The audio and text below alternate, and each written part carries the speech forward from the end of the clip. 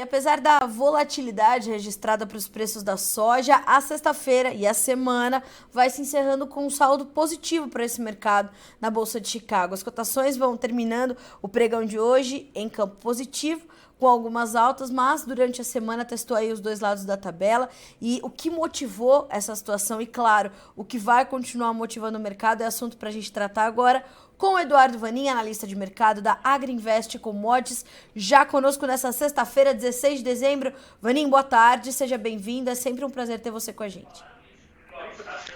Boa tarde, Carla. Tá cortando um pouquinho sua voz. Tá cortando a minha voz, vamos... Agora tá melhorando. Melhorou? Agora sim. É que tá chegando sexta-feira, você já tá falando mais baixo. Não, ao contrário, não? Eu já tô diminuindo, eu gastei demais já essa semana. Sexta-feira vai pro karaokê, sei lá. Não, isso é coisa de velho, né? E que eu tô, o quê? Nova? Eu tô com a idade avançada, Eduardo Vanin. Ah, sim. Ui, que medo. Não, o senhor de idade já sou eu, tá bom?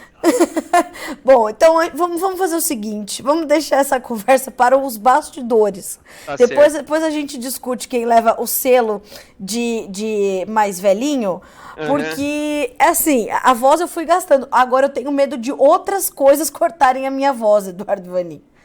Que é outro Brasil se desenhando, meu amigo. Vixe, pelo amor isso aí de é um Deus. pepino, hein? Tá louco. Pepino. Mas vamos falar da soja. Antes que... Ali você perguntou o que aconteceu, é isso? Sim. Vaninha, a gente vai terminando a semana com um saldo positivo, né? Sim.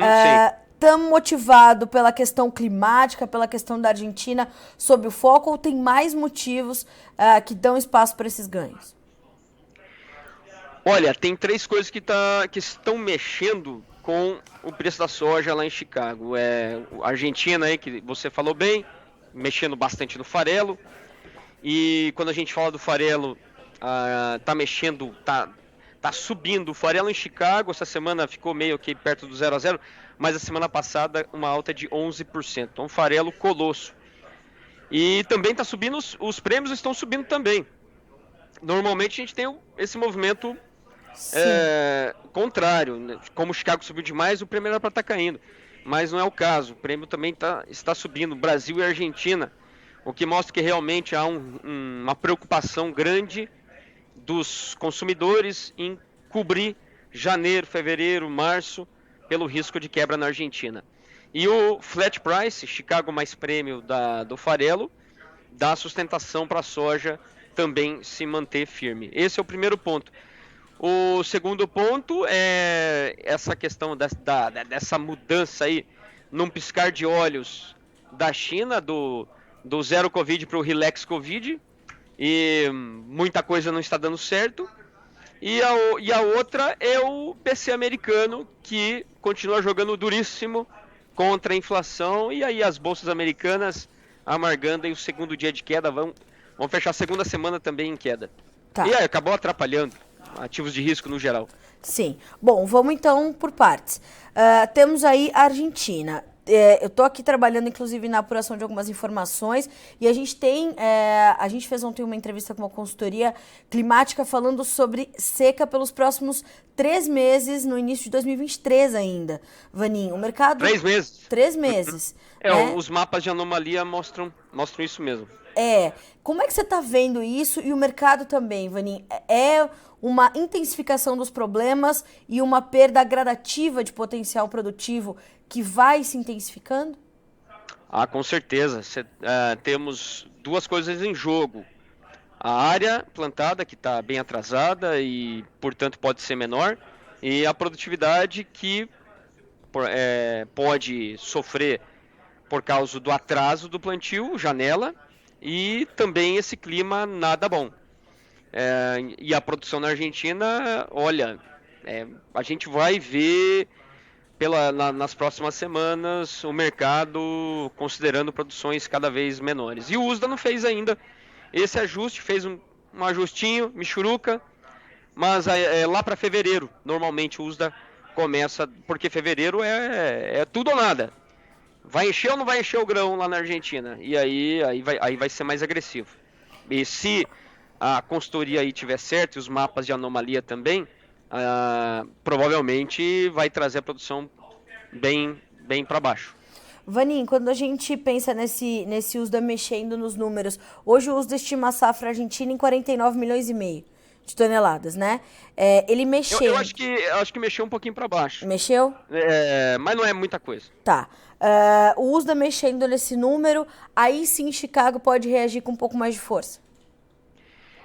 Aí vai mexendo com o balanço do mundo, no caso da soja, mas principalmente é o mercado físico mesmo. Se você pensar em balanço da soja global, não vai mudar muita coisa.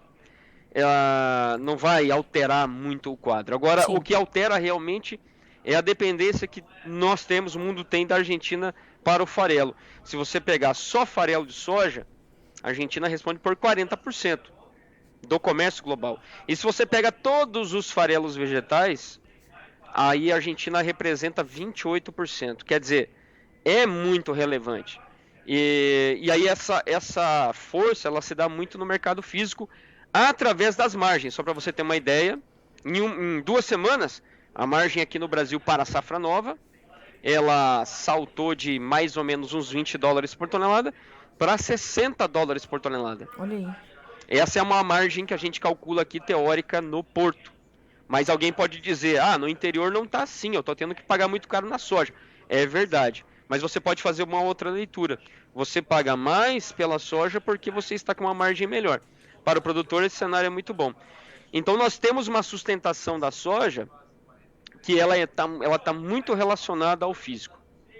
Tá. Por causa do farelo. Sim. Inclusive, hoje, a gente tá vendo o farelo subir bem mais agressivamente do que a soja em grão, né? Neste pregão de sexta-feira.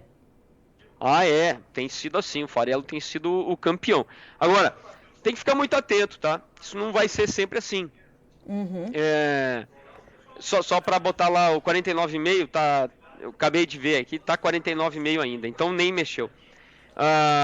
Agora, voltando aí ao assunto. Aliás, o que você tinha perguntado?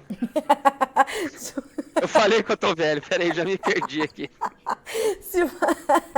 Fui parar pra ver esse negócio e lascou-se. Que hoje o farelo tá subindo bem mais que a soja em grão, mas você fez um alerta, nem sempre vai ser assim. Sim. Então é assim, quando há uma relação intuitiva e muito forte, que é laninha e flat price do farelo. Certo. Que seria o tanto Chicago quanto o prêmio. Isso na Argentina e no Brasil. Quando nós temos o laninha evoluindo, no caso se intensificando, nós vamos vendo o flat price subindo. Mas tem um ponto em que isso se inverte, isso muda. Lá em 2017-18, que também foi um ano de laninha, que acabou quebrando a Argentina, mas o Brasil não. Então o farelo seguiu firme até mais ou menos março, abril. Depois caiu. Tanto o prêmio, como também Chicago. Temos que ficar atento, porque, de novo, é muito parecido com aquela temporada. Diferente de 2022. Quebrou a Argentina, quebrou o Brasil. Portanto, faltou soja, não tinha tanto farelo. A soja ficou, e o farelo também, continuaram subindo. Mas lá em 2017-18, quebrou a Argentina e o Brasil não. Quando a soja do Brasil passa a entrar, aí o esmagamento aqui vai crescendo e a disponibilidade de farelo no mercado internacional vai também crescendo. E aí a gente tem uma certa normalização desse quadro. Tem que ficar muito atento a isso. Nós não vamos ter um farelo sustentado, aliás, por mais 3 meses, provavelmente, mas depois disso pode cair. Tá. Inclusive tem um alerta da Agriinvest hoje, dizendo que o processamento de soja na Argentina deve continuar caindo, ajudando a manutenção desse flat price por lá. Quer dizer, essas tendências todas que vão precisar ir sendo confirmadas para a gente entender que caminhos os preços farão, tanto para a soja em grão quanto para os derivados. É isso mesmo. Um ponto é essa questão do clima, para esse esmagamento, essa queda na Argentina, e o outro é a Cracolândia. Sabe a Cracolândia de São Paulo? Então, mas não é lá. é lá na Argentina. O Sérgio Massa, o super-ministro aí da Argentina, ele criou uma Cracolândia da soja. O produtor argentino só vende se tiver o soy dólar. Por que ele vai vender não tendo soy dólar? Entendi. E aí ele vai ficar esperando o próximo. Mas mesmo assim, se você pegar dezembro, se você pegar setembro, 12 dias, mais de quase 9 milhões de vendas. Sim. Lá em setembro. Agora, 12 dias, 3 milhões e 600, mais ou menos. Apesar do soy dólar, vendeu menos da metade. É porque já não tem tanta soja assim. Portanto, daqui a pouco, tanto pelo clima como também por baixos estoques na Argentina, o esmagamento na Argentina ele vai cair mais ainda agora para fevereiro, março, abril, até a entrada da safra nova. Tá. Agora... Mais falta de farelo. O que reforça o que eu falei, que é um flat price do farelo firme até mais ou menos abril. Tá. Agora, Vaninho, como tudo isso se traduz para o óleo? Porque essa redução do esmagamento deve diminuir a oferta de óleo. Mas a gente viu o óleo também oscilar bastante esses últimos dias, mas para baixo. O óleo é outro bicho. O óleo agora, ele tá cortado o mercado.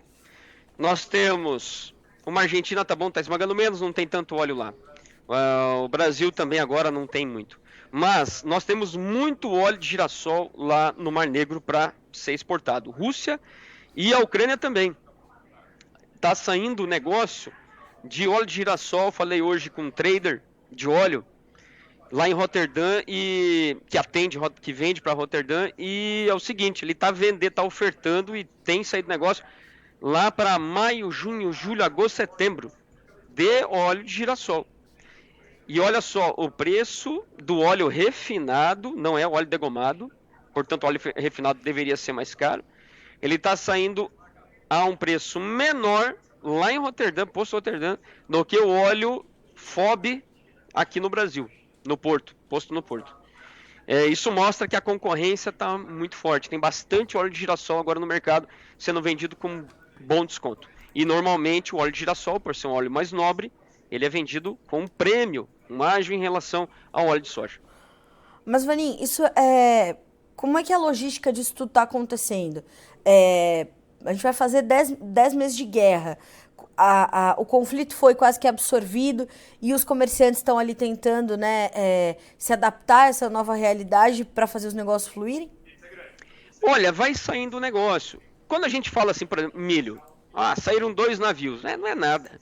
Agora, 2 navios de óleo é bastante coisa. E aí vai saindo negócios e isso tem feito um papel muito mais de balizar o preço para baixo. Certo. Quando a gente fala de volume, talvez não seja tão significativo, mas o que vai fazendo vai balizando o mercado de óleos para baixo. Tá. Quando a gente olha para outros óleos vegetais, além do de girassol, a gente também tem uma pressão que vem desses mercados ou não? Tem, porque daí nós temos uma demanda na Índia, já passou o pico, que é novembro, lá, a época dos casamentos, é um mês de casamento, você devia ir para lá, coisa de louco. E também a China, que está aí com o Relax Covid, grande importador de óleo. E lá na China, os estoques de óleo de palma, recorde, mais de 1 milhão de toneladas. Eles estão aproveitando o óleo de palma bem descontado e estão comprando bastante. Quer dizer, os 2 maiores compradores do mundo estão, de certa forma, tranquilos. Quando a gente olha para a demanda por óleos, também não está grande coisa.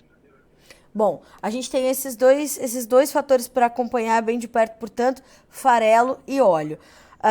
Como é que tudo isso está chegando para nós aqui, Vaninha? A gente está vendo... estamos mais demandados também no Brasil para ambos os produtos? Nós estamos num momento que não é muito bom. O que a gente tem que estar de olho é o seguinte: o Brasil, os consumidores de farelo estão tentando cobrir aí o fevereiro, enfim, alongar para também não ter esse risco da Argentina. Mas o óleo, a questão realmente fica lá para o B15. Agora está todo mundo esperando essa questão e já a gente vai saber como é que isso vai evoluir para o ano que vem. Por enquanto, nada está, assim, as tradings, as processadoras não estão considerando ainda um B15 já a partir de abril. E por isso segue a vida. Estão Sim. comprando, vendendo na exportação. Isso não tem mexido com o mercado ainda. Em algum momento vai mexer. Aí a gente pode ver uma margem ainda melhor se o biodiesel for bem remunerado. Certo. Aí melhoraria ainda mais. Que é um ponto que ainda está para ser definido e com transições e tudo mais, pode ainda mudar do que a gente já sabe, né, Vani? Isso mesmo. Tá.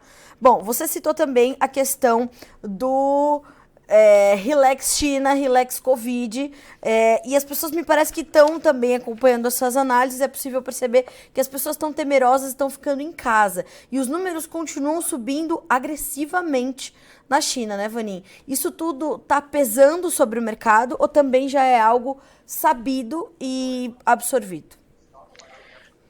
Tem pesado bastante, tem vídeos aí rolando de pessoas sendo atendidas nas calçadas, lá nas casas de febre, se a gente traduzir, o postinho do SUS. Uhum. E também essa questão dos crematórios. Aí o bicho tá pegando, é um sinal de que tem gente morrendo. E é algo bem esperado pelos virologistas, tanto o número de casos crescendo exponencialmente dia a dia, e aí vai ter gente morrendo, infelizmente. Isso não é bom, porque agora, se você pega os números dos restaurantes, das cadeias aí de restaurantes na China, as maiores, que tem capital aberto, e eles têm comentado que está mais devagar do que lá na época do zero Covid, porque na época do zero Covid tinha se estabilizado, para baixo, mas estabilizado. Agora está mais baixo, inclusive, do que, né, em relação a esse período. Sinal de que o chinês realmente está com muito medo. É só a gente lembrar que no Brasil, terceira onda foi a do Omicron, esse ano, início. Sim. Qual era o nosso medo? Nosso medo era de pegar, ter que ir pro hospital e chegar lá no hospital e não ter uma UTI, alguma coisa assim. Sim. Aí você vai morrer em casa. E esse é o medo do chinês agora. Portanto, ele está mais em casa do que lá naquela época. Tá. Isso vai redefinindo o consumo e isso vai pegar nas commodities, ou o mercado também já entendeu essa situação e agora vai só monitorar o quanto disso a gente vai ver se diferenciar? Quantidade ou forma de comprar, tempo de compra? Como é que o mercado olha para isso em relação ao consumo de commodities, em especial soja, milho? Como é que está esse quadro, Vanin? Bom, eu diria que temos dois cenários. Um positivo, que seria o seguinte: se a gente observar as ondas do Omicron, Estados Unidos, Europa, Brasil e tal, nós vamos ver que leva mais ou menos 2 meses até atingir o pico. Certo. Se for assim também na China, e eu acredito que vai ser, então nós vamos ter o pico lá mais ou menos de janeiro para fevereiro. Dali para frente começa a cair.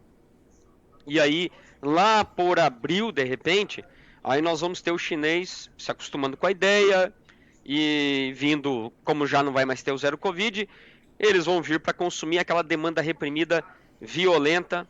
Por exemplo, vou dar um número: vestuário tem uma queda de 16% em novembro. Tá. Na comparação anual, que é uma base fraca já que foi o ano passado. Sim. É só você lembrar que no Brasil, quem tem filho aí teve que correr para o shopping na hora que abriu para trocar o tênis, o casaco, ficou tudo apertado.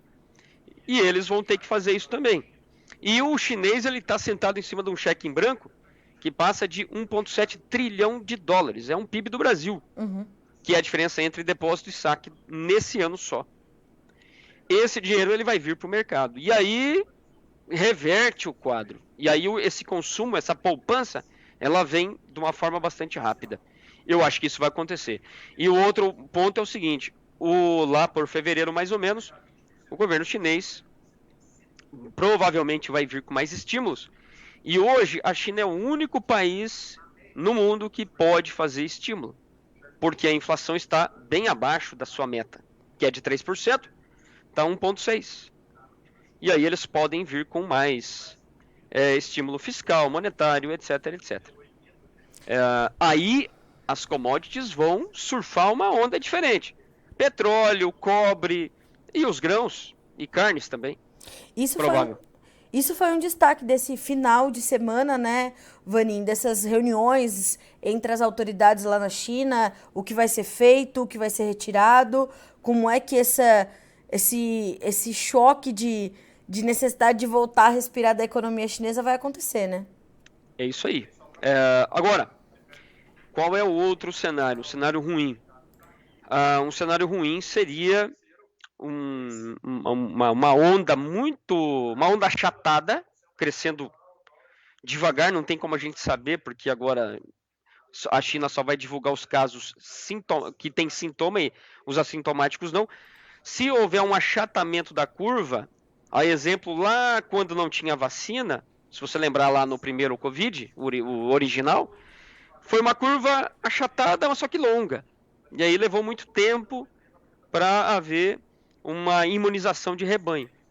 Aí foi um problema. E a outra coisa que a China tem que fazer são duas coisas. Gastar mais com melhoria dos hospitais, que eles são muito fracos, e vacinação. O cenário ruim seria isso. Uma curva achatada, só que longa, e os chineses continuando em casa. Aí é o contrário. Tá. Vanin, para completar o cenário, você citou a questão do Federal Reserve, que na sua última reunião de política monetária decidiu pelo aumento da taxa de juros e um discurso que veio mantendo esse mercado preparado para o que vem pela frente. Qual foi o impacto disso sobre o mercado da soja e o mercado de commodities de uma forma geral na sua perspectiva? Olha, eu não sou economista, tá bom? Então eu vou papagaiar, se você me der essa liberdade. Te dou. Né? Vou papagaiar aqui o nosso economista, o Thiago Davino, que senta aqui com a gente. O negócio é o seguinte, o ponto principal é que o BC americano ele quer dar uma mensagem para o mercado, um choque de que fala, calma lá, vocês já estão precificando um primeiro corte de juros lá em novembro. Vocês estão indo muito na frente. Uhum. O ponto é esse. E tem uma outra coisa. Começaram a ter argumentos, e eu até concordo com esses argumentos, de que essa taxa, essa meta de inflação de 2%, ela é ultrapassada. Se a gente pegar lá na história, metas de inflação começaram lá no início da década de 1990. Começou lá na Nova Zelândia. Aí os países foram adotando metas de inflação. O Fed também adotou meta de inflação. Só que essa meta de 2%, ela é muito defasada hoje. Porque hoje o mercado de trabalho americano, estruturalmente, ele está apertadão. E não é subindo taxa de juros que vai resolver esse problema. Porque tem mais gente aposentando, tem menos mexicano pulando a cerca, e vários outros motivos. As mulheres preferindo tomar conta dos filhos e saindo então do mercado de trabalho. Quer dizer, vários fatores que não se muda subindo juros. O que vai acontecer subindo juros é que as pequenas e médias empresas que continuam contratando e subindo o salário, elas vão quebrar. É isso que tem que acontecer. Esse é o medo do mercado. E aí uma mulher, uma repórter perguntando ele na coletiva, senhor Powell, vocês ainda estão com a meta de 2%? E aí o Powell foi duro. Foi duro. Sob nenhuma e qualquer circunstância, nós pensamos em mudar a meta de 2%. Até para dar uma seriedade pro... Imagina que ele fala, não, a gente até está pensando em mudar para 3 ou 4. Na hora, o ouro vai para $10.000 a onça. Choro hoje... e ranger de dentes no mercado, imagina. Quer dizer, ele não pode falar isso. Mas ele foi bem incisivo, dizendo que não, a meta é 2% ainda. E essa é a grande pergunta do mercado. O que o BC americano vai ter que fazer? Por quanto tempo essa taxa de juros vai ter que permanecer alta para fazer essa inflação vir para 2%? Dado a condição do mercado de trabalho que eu comentei. Então essa foi minha papagaiada, tá bom, da sexta-feira. Vanin, tudo isso se traduziu em uma semana de negócios ainda reticentes no Brasil, ou fomos melhor, evoluímos melhor, tanto olhando para a exportação quanto olhando para o nosso mercado interno? Olha, tem saído negócio de soja para safra nova e O que a gente tem visto são as esmagadoras aí cobrindo o fevereiro, alguns até olhando março, e pagando melhor do que o exportador. Aí tem saído negócios. Mas não é uma avalanche de negócio, não. Tá bem atrasadão ainda. Nos nossos números aqui, considerando uma safra de 150 milhões e 200, que é o nosso número, estamos caminhando aí para uns 24% de comercialização. Bem atrás do ano passado, do histórico e tudo mais. Tá. Isso te traz alguma preocupação, principalmente mais adiante em questões logística, pressão sobre o preço, mais soja para a gente negociar, a nova safra americana começando a ser planejada. Isso pode mais prejudicar do que ajudar o produtor? Sim, você vai criando uma condição de... Você mantém o spot sem oferta, tanto o produtor americano quanto o brasileiro não estão vendendo, mas isso vai jogando para frente essa comercialização. Em algum momento o Brasil ele vai vir para vender mais, e quanto mais isso é retardado, mais nós vamos ter a safra brasileira, a comercialização brasileira, entrando na comercialização americana. Uhum. O que daí vai gerar o seu efeito lá na frente. Tá. Por exemplo, vai enfraquecer o programa americano, ou no início da próxima temporada, ou no fim dessa. E aí vai trazer os seus impactos para a curva em Chicago e de prêmios também. A curva esse ano dos prêmios no Brasil, o comportamento foi bem atípico. Nós tivemos, por causa da quebra, evidente, nós tivemos uma safra de prêmio super firme, tanto no interior quanto no porto, e depois enfraqueceu a partir de maio, quando era para estar subindo. Quer dizer, não adianta, em algum momento essa coisa ela vai acontecer. E aí o produtor tem que se prevenir antes disso, né, Vani? Aí ele vai perdendo essas oportunidades, tem que estar muito atento. Eu diria assim, produtor, fique atento à processadora que está aí do seu lado, porque ela vai evoluindo e vai fechando essas caixinhas, as caixinhas são os meses, e na medida que ela vai fechando, se você tiver que vender a soja numa caixinha que ela já cobriu, aí você vai ter que ir para a paridade de exportação que paga menos. Certo. Bom, a gente vai acompanhar, vai ficar de olho e aquilo, né, Vanim? É fazer conta, é fazer os cálculos, entender que mercado é esse para cada produtor. Hoje já não existe mais uma receita para todos eles, né? Não. Você tem, é um pouco aí de conceito. A gente tem 3 canais de precificação hoje. O esmagamento, mercado interno, exportação, e tem também a precificação via base local. Isso aí é um outro conceito que a gente gosta de desenvolver muito aqui dentro. Mas tem que estar atento a esses canais aí. E vai ser diferente para cada um, é uma realidade distinta para cada um, mas as ferramentas estão disponíveis para todos, né? E dentro do crushing, né, do esmagamento, você vai ter aquele que não tem biodiesel e aquele que tem biodiesel. Quer dizer, e como você falou, cada um desse tem uma precificação diferente. O sol nasce para todos, precisa saber ali olhar para isso e aproveitar, né, Vanim? Não dá para ficar também só esperando, achando que vai vir um milagre e, sei lá, né? Tem que participar, mesmo que depois, né, de forma que você consiga participar efetivamente do mercado, não só assistir, né? Já foi essa época.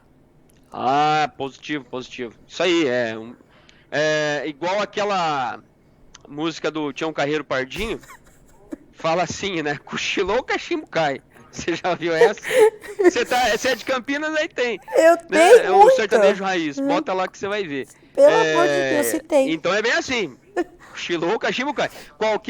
Qualquer mudança é R$20 de diferença na saca. Nossa, faz a conta aí. Você sabe qual vai ser a manchete dessa entrevista hoje no final, né? Cochilou, cachimbo Soja, cai. 2 pontos. Cochilou, o cachimbo cai, diz Eduardo Vanim. Mas é assim que o produtor pega essa informação e vai para o final de semana pensar no que fazer já na segunda-feira. Eduardo Vanim, obrigada, viu, meu amigo, pela análise tão completa como sempre. Bom final de semana aí para vocês e até a próxima. Obrigada. Maravilha, bom final de semana para todos. Grande abraço. Um grande abraço, até mais. Senhoras e senhores, o sempre espirituoso Eduardo Vanim, eu sempre termino as minhas entrevistas com ele rindo, né, fazendo essas reflexões sobre a vida, mas isso é a real, né? Cochilou, o cachimbo cai. Tem muita soja para ser colhida no Brasil nessa safra. Estamos em pleno desenvolvimento. Claro que ainda tem muita coisa para acontecer. Toda a Argentina está sob um foco central do mercado. Mas fora isso, temos também que olhar para esse relaxamento das medidas de combate ao Covid na China e a questão do Banco Central norte-americano nesse seu último discurso de 2022 e o que sinaliza para 2023. Isso vai continuar a mexer com os mercados todos. E isso é reflexo para o seu dia a dia. Então, tenha atenção. É hora de fazer as contas e saber que você pode participar do mercado de alguma forma, estando protegido, sem ter prejuízo ou sem deixar de ganhar. Tem ferramenta para todos, né? O importante é adequá-la à sua gestão, certo? Vamos ver como estão os preços agora que estão caminhando para o fechamento na Bolsa de Chicago? Números na tela. A gente começa com a soja. Janeiro, 14 dólares e 82, março, 14,85, maio, 14 dólares e 88, julho, 14,91 por bushel. Altas que variam de 7,5 a 8,5 pontos. Milho no negativo, mas bem próximo da estabilidade, né? Março, 6,52, maio, 6,53, julho, 6,47, setembro, 6 dólares e 10. Baixas que variam de 0,75 a 1 ponto. Para concluir, o trigo, que também teve uma semana volátil, maio 7,64, julho 7,69, setembro 7 dólares e 75, as perdas são de 1 a 1,5 ponto. A gente fica por aqui com esse boletim, mas a nossa programação continua para que você seja sempre o produtor rural mais bem informado do Brasil. A gente se vê na segunda-feira. Até mais!